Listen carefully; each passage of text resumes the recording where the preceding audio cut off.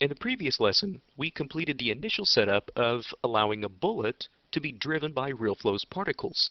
So in this lesson, we'll go ahead and complete this entire process of using particles to dynamically drive other objects in your scene. So let's go ahead and take a look at where we left off. And if you remember from the last lesson, whenever we play this back, you can see our particles are emitted, but that's really not moving our bullet anymore. So let's go ahead and take a look at some of the issues that we're going to need to address. So first of all, since we've switched this particle type from a liquid to a gas, now because we're using a gas, obviously there's not going to be as much of a driving force with these particles. So what we really need to do first of all is let's go ahead and select this bullet, and let's take the particle force from 100 up to something like 500.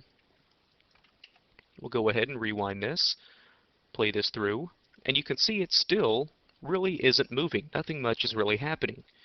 What we could do is let's go ahead and take this bullet and let's expand the Dynamics tab. And you can see if you look at the mass of this object, this thing has got a mass of 41,433. Now that is extremely enormous, extremely massive.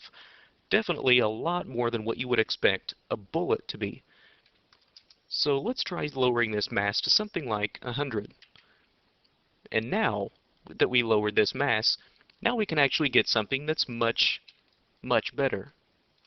So now that this is a lighter object, now this gas is having a much easier time actually propelling this.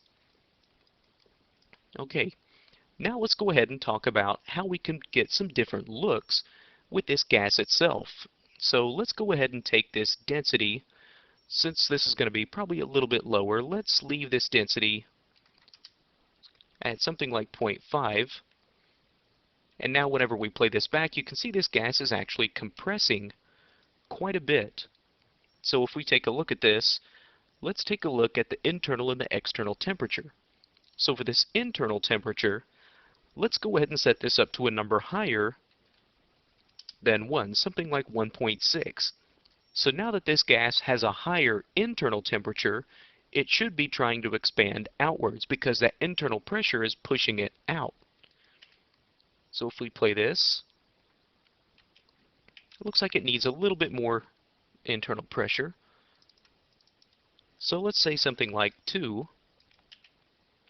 Play this back. Okay, getting to be a little bit better.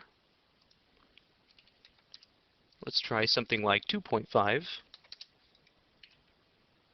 Okay, that's a little better. Now you can actually see that this gas is expanding because of that internal pressure. Okay, not too bad. We also have things like temperature that can affect the way that this gas actually behaves. For this, things like the internal and external temperature, or just the external temperature and the regular temperature, these really aren't just random numbers that are being plugged in here. These are actually temperatures listed in degrees. So, for example, the temperature, this is actually saying the temperature for this gas is going to be 300 degrees Kelvin, which 300 degrees Kelvin is about room temperature, about 80 degrees Fahrenheit. So, obviously this gas is going to have to be quite a bit hotter when it comes out. So let's say something like 500 degrees Kelvin. Now when we play this back, this gas can behave a little bit more realistically. So this gas can actually expand a little bit more. The external temperature, like I said, is about 300 degrees Kelvin, about room temperature, so that's pretty much what you would expect. So let's go ahead and play this through. And if I wanted this gas to be able to expand a little bit more, I could probably go ahead and take this internal temperature up even a little bit more. So let's go ahead and try that. Let's take this internal temperature. Let's take that up to, or the internal pressure. Let's go ahead and take that up to 3. Now that's definitely way too much. So let's try a little lower number. So this part becomes kind of a trial and error process of finding the right internal temperature, or the internal pressure, so that this gas doesn't completely blow up, but that it still has a nice little bit of expansion to it. Okay, so that's not too bad.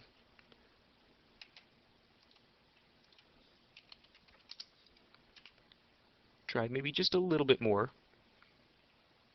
So again, if we wanted to now be able to have this project quite a bit further, we could do one of two things. We could either lower the mass of this bullet a little bit more, and we could also take the actual um, the particle force up even quite a bit higher. So let's say maybe something like 700.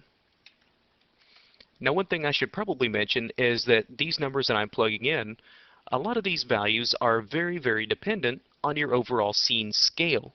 So if your scene scale is off even just a little bit, a lot of these numbers that I'm plugging in will change quite a bit. So if your scene scale is lower, a lot of these values will also be quite a bit lower. So that's probably one thing I should definitely point out, and that's where some of the difficulties of Realflow can really come in. You know, if your scene scale is off just a little bit, you could plug in the exact same numbers that I am, but you'll probably get something that is quite a bit different. So, just a little FYI. Now I'm going to go ahead and add into this, I'm going to go ahead and add an age demon into this, so that way these particles don't just simply last forever. So let's say after about 30 frames, these particles can start to die. So let me go ahead and simulate this through, and we'll take a look at how this looks. So you can see now these particles are coming out, and as they get a little bit more pressure behind them, they start to expand, and hopefully once these hit about frame 30, these particles should start to sort of die off. And if you wanted to be able to add more or less rings, you could always adjust the speed of this emitter so that you have more of these rings of particles. So, not too bad. We actually managed to achieve a pretty nice little rippling effect from the sort of a matrix style ripple. So that's pretty nice. So if at any time, once you zoom out, if you want to be able to quickly get back to your object, what you could do is select an object and then right click, and let's go ahead and either zoom selected or center selected. If you center select, it'll go ahead and leave you at the same zoom level, but pretty much just put your object right in the middle of your camera. If you zoom select, it'll go ahead and put the object in the middle of your camera, but also go ahead and zoom right back in, and it'll center your focus right back on that object. So that's pretty nice to have. So this pretty much wraps up the actual bullet project. So in the next lesson, we'll start to explore some more available functions within Realflow.